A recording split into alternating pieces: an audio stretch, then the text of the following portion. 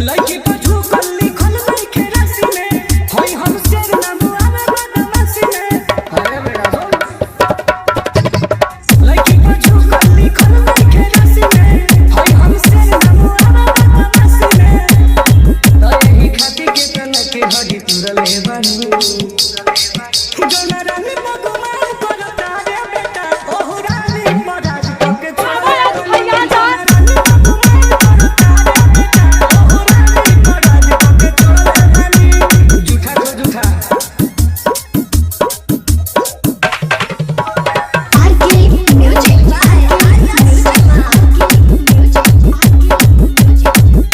जवना से करता रे तेहू तो प्यार रे अब कर पहिल का हम ही रही यार।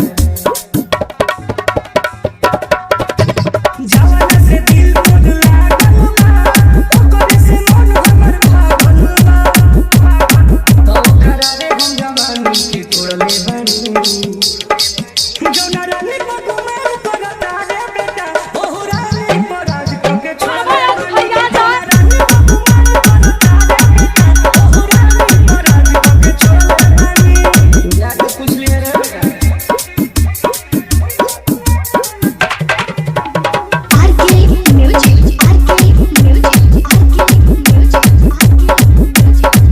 हमरा संगे घूमल बिया दिल्ली नैनीताल रे आयब तोर भइल बिया नइकी मान रे।